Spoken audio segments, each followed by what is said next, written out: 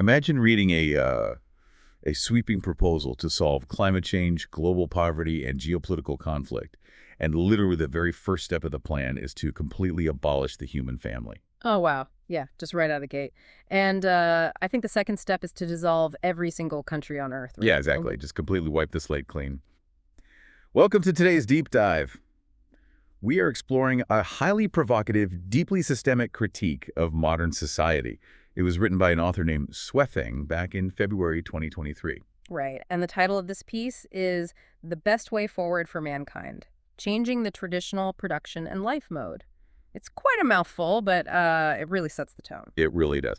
So the author basically diagnoses humanity with 8 what he calls chronic diseases and proposes a cure that demands just a total teardown of human society as we currently know it. Yeah, but before we really unpack this text, we need to establish some ground rules for you, the listener, because this gets intense. Very intense. We are entirely neutral observers here today. Mm. We're not endorsing any of the political, economic, or social views presented in this manifesto, and we definitely aren't taking sides on these incredibly radical propositions. Right. Our singular purpose here is just to map out the author's arguments, present the ideas contained in the original source material, and basically let you evaluate the underlying logic for yourself. Exactly. We're just the messengers. So usually when we talk about fixing a massive global problem, there's this underlying assumption that the foundation we are standing on is basically sound, right? Yeah. Right. Like the structure is okay. It just needs some tweaks. Yeah. If your house has a leaky roof, you get some new shingles, you hire a contractor, you fix the roof, you don't immediately bulldoze the entire property. No, of course not. But this author looks at the leaky roof, looks at the foundation, looks at the very concept of a house, and basically concludes that the entire concept is fundamentally flawed. Patching the roof is just, delaying the inevitable collapse. Which brings us to the hook of this whole piece.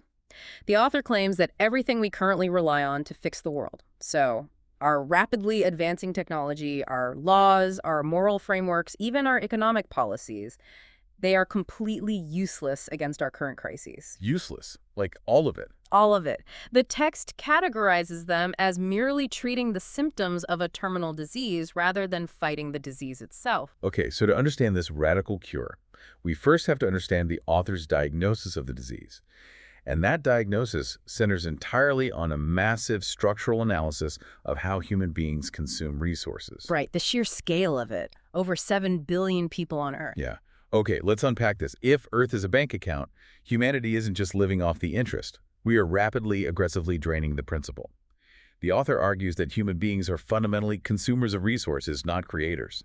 What's fascinating here is how the text strips away our whole illusion of human productivity. I mean, we often think of ourselves as builders, Oh, totally. We build skyscrapers, we manufacture cars, we write code. Exactly, but the author counters that we do not organically create raw resources out of nothing.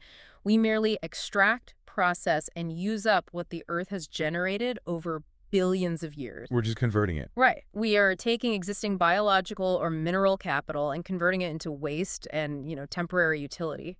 And the source material gets highly specific about this waste, especially when it dives into the social ailments of our world. It points out that our consumption is shockingly extravagant across literally every stage of the human life cycle. Yeah, birth to death. Yeah. The author highlights the waste of resources poured into basic stuff, food, clothing, housing, transportation, but also the massive material footprint required for birth, old age, sickness, and death. I mean, think about the sprawling pharmaceutical supply chains alone. Right, or the heavily industrialized agricultural systems that literally throw away a third of the food produced globally, or even just the massive swaths of land dedicated to elaborate cemeteries. It's a lot. And the author is arguing that this extravagance isn't a glitch in the system. It is baked into our quote-unquote traditional production and life mode. Our entire social structure rewards and actually requires continuous material throughput. That's by design. Essentially, a 4,000 square foot house for 3 people isn't just an individual lifestyle choice, it's a massive economic driver. An elaborate, resource-heavy wedding is a social expectation. Yeah, that makes sense. And because the system is built on this continuous flow of extraction and consumption, the author states that legal and moral teachings simply cannot fix the overconsumption. Because you cannot just teach a population to be less wasteful when the global economy literally collapses if they stop buying things. Exactly. Which leads directly to the author's complete dismissal of technology as a savior. I mean, we are constantly told that green tech or fusion power or AI will allow us to maintain our lifestyle without killing the planet. Oh, yeah, the techno-optimist view. Right. But the text explicitly says that rapid advances in science and technology might find new energy or save some resources on the margins, but ultimately it is just a drop in the bucket. A drop in the bucket, wow. Yeah, relying on new technology to solve a systemic overconsumption crisis is like hoping to find loose change in the couch cushions to pay off a $1 million mortgage. It doesn't fix the fact that we're fundamentally bankrupt. Because the author identifies a much deeper behavioral reality here. With over 7 billion people on Earth operating under a system that demands infinite growth, any efficiency gained by technology is immediately swallowed by increased demand. The rebound effect. Exactly. If you invent a cheaper, cleaner way to produce energy, society doesn't use the same amount of energy and save the planet. Society just uses vastly more of that cheaper energy. The mathematical reality of resource depletion under our current way of living is, well, it's inevitable. So when you have a system built on infinite resource extraction, hitting a finite planetary limit, the immediate point of friction becomes distribution. Who gets what? Precisely. Since the resources are actively draining, the pressure mounts over who gets access to what is left. This pushes us into the author's analysis of the social fallout, specifically focusing heavily on the economy and the massive wealth gap. And the text introduces a highly nuanced point here before just completely dismantling our economic systems. The author actually concedes that a gap between the rich and the poor is natural and normal. Wait, really? Given everything else they're saying? Yeah, because individuals possess different talents, different physical capabilities, and they put in different levels of effort. So some wealth disparity is a logical outcome of human diversity. Okay, I track with that. But the crisis hits when this gap becomes extreme. Exactly. The author argues that when the disparity scales up to the point where a tiny fraction of the population hoards the vast majority of the planetary principle we discussed earlier, that's when intense conflict inevitably forms. It's unsustainable. And again, the text insists that administrative orders, legal teachings, and taxation cannot fix this extreme disparity. Like, taxation is just an attempt to redistribute the spoils of a broken system. It doesn't stop the system from generating the extreme inequality in the first place. Right. And to illustrate why these tweaks fail, the author systematically critiques our two primary economic structures. And he starts with government planning. Okay, the planned economy. The text argues that a centrally planned economy will always lead to the impoverishment of the people. Because a central authority, no matter how well-intentioned it is, simply cannot possess or process all the hyper-local information necessary to perfectly allocate resources for billions of individuals. What's an information problem? Yeah, the author notes the government will inevitably take care of one thing and overlook another. The efficiencies compound over time, supply chains break down, and the general population just suffers a lower standard of living. Okay, but then the author immediately turns around and attacks the market economy too, equating the free market to the, quote, law of the jungle. The law of the jungle. It is an unideal state where the weak simply become prey to the strong. And layered on top of this free market predation is what the text calls the magic of money. Ah, the magic of money. Yeah. When money functions purely as the medium of exchange, the pursuit of that money becomes the primary motivation for survival. So money stops being a tool for facilitating trade and just becomes the ultimate goal itself. Exactly. When an individual's biological survival, like their access to food, shelter, healthcare, depends entirely on accumulating this abstract medium, human behavior severely warps. It forces people's hands. Right. The system incentivizes prioritizing profit over long-term planetary stability and over the well-being of neighbors. The author claims this results in deep social turmoil and personal pain. Okay, I have to push back on the text's internal logic here for a second, though. Go for it. Because earlier, the author stated that technology is just a drop in the bucket and won't save us. But isn't the law of the jungle free market exactly what incentivizes the rapid creation of that very technology? That's a fair point. The pursuit of profit is the engine driving the solar panels, the wind turbines, the AI that the author dismisses. It feels like the author is deliberately painting us into a corner where literally no existing system or output works. Like, the planned economy makes us poor, the free market makes us predators, and the technology the market creates is useless against the scale of the problem. This raises an important question about the author's rhetorical strategy. The text purposefully sets up this dichotomy. By systematically tearing down both the free market and government planning, the author clears the board. Oh, I see. Yeah, if you convince the reader that System A is hopelessly inefficient and System B is inherently predatory, you prepare them to accept that the entire foundation of human society needs to be scrapped. The author is methodically closing every conventional exit door so the reader has no choice but to consider a brand new option. It is a strategic dismantling of our current reality, which I guess is necessary because the author believes these economic pressures and extreme wealth gaps don't just hurt our wallets, they actively rot human morality and societal trust. It goes deep. Very deep. The physical scarcity of resources alters human behavior on a cellular level. Here's where it gets really interesting. The author creates a direct, almost mathematical relationship regarding human integrity. The equation presented in the text is straightforward, really. The more people there are, combined with fewer available resources, equals intense competition. And that intense competition directly yields lower integrity. Think about this through the lens of global supply chains and structural game theory. Okay, lay it out. Say you run a clothing company and you want to use ethically sourced materials and pay a living wage. Your product will cost more to make, right? But if a competitor uses cheap, environmentally destructive practices and exploitative labor, they can completely undercut your prices. In a resource-scarce environment where consumers are really feeling the pinch of that wealth gap, they will buy the cheaper product. Right, because they have to survive, too. Exactly. So the ethical company goes bankrupt, and the exploitative company thrives. The system actively selects for deceit. And the source material introduces a fascinating concept as the direct result of this systemic loss of integrity. It's the infinite increase in the cost of communication. Cost of communication. Yeah. When integrity vanishes from a society, the friction between individuals, between countries, and between interest groups just skyrockets. That phrase, cost of communication, brilliantly captures the invisible drain on our society. And it isn't about telecom infrastructure or cell phone bills. No, no. If two businesses cannot trust each other, they require legions of corporate lawyers to draft 1,000-page contracts. Right. If a consumer cannot trust a food manufacturer, the government has to build massive regulatory bodies to inspect the factories. If a country cannot trust its neighbor, it must maintain a permanent, heavily armed military presence right on the border. All of that friction requires massive amounts of time, energy, and physical resources. Which is just wild when you think about it.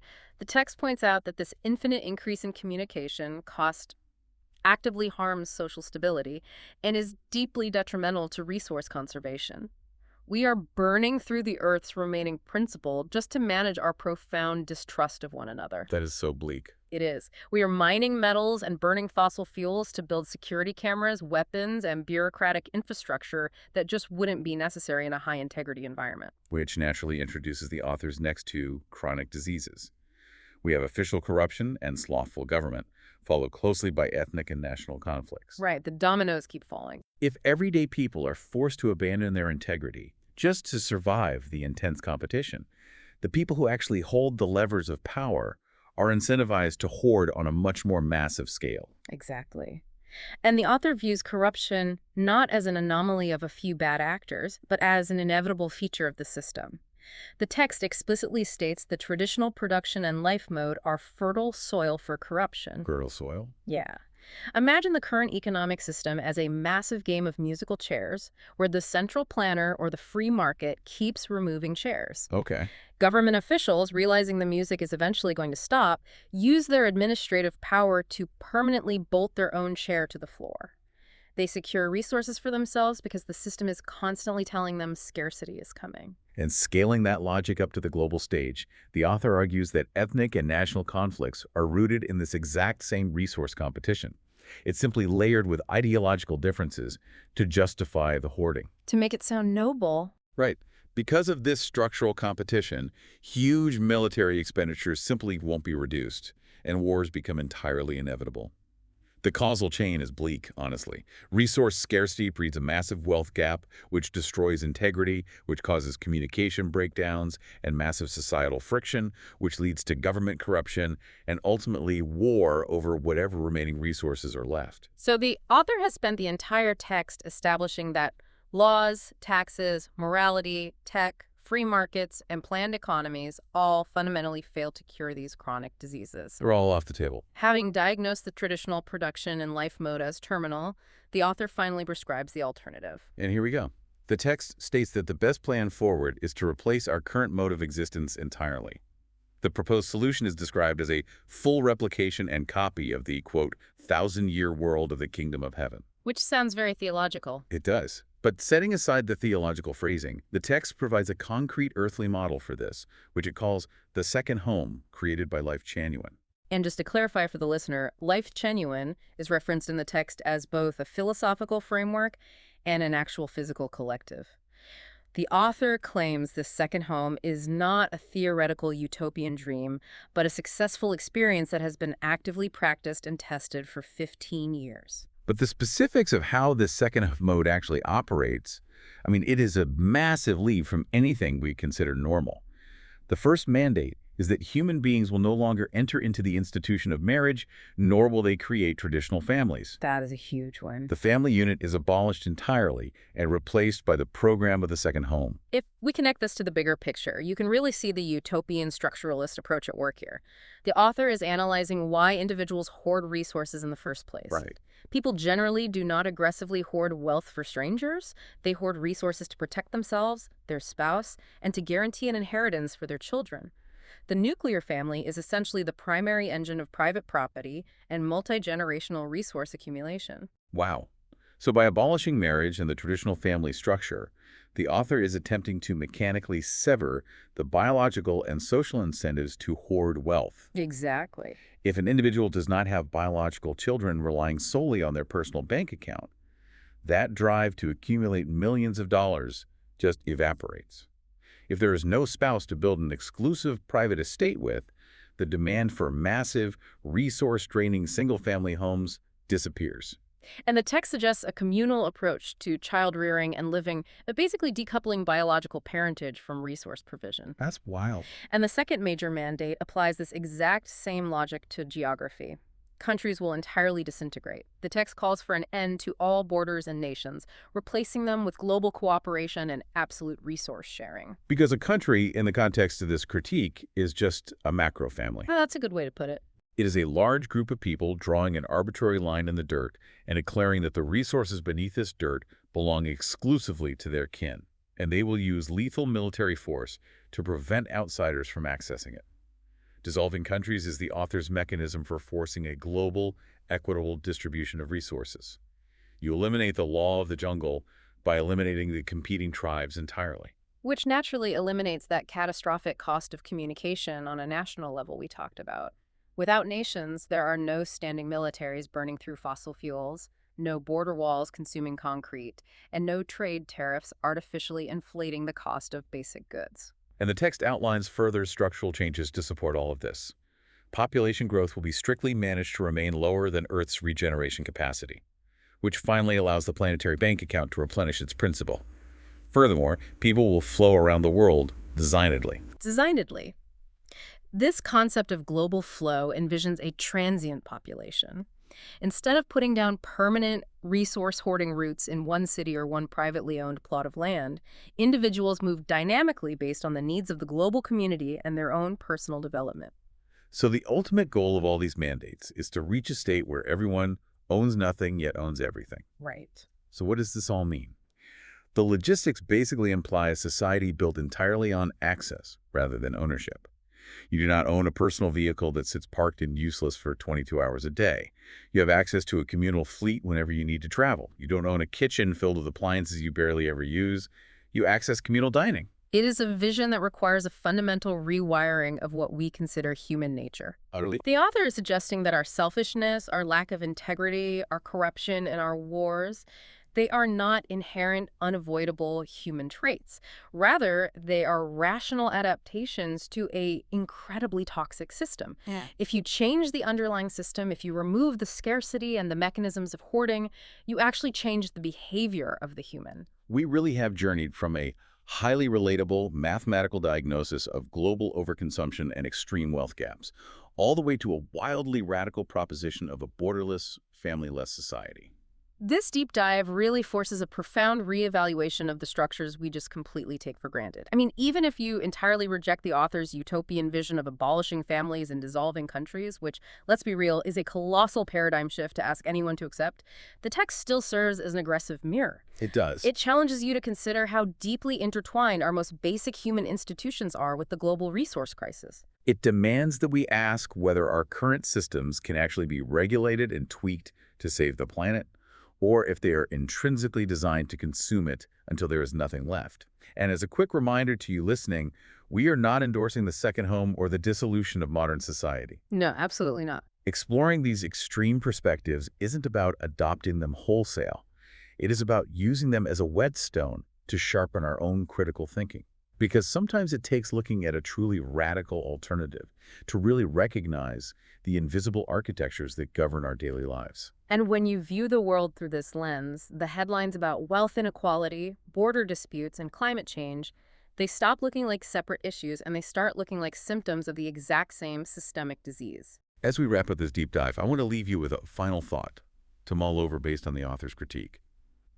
Think deeply about the historical origin of the human family and the nation-state. Thousands of years ago, these structures were formed specifically to protect and hoard scarce resources for our own kin.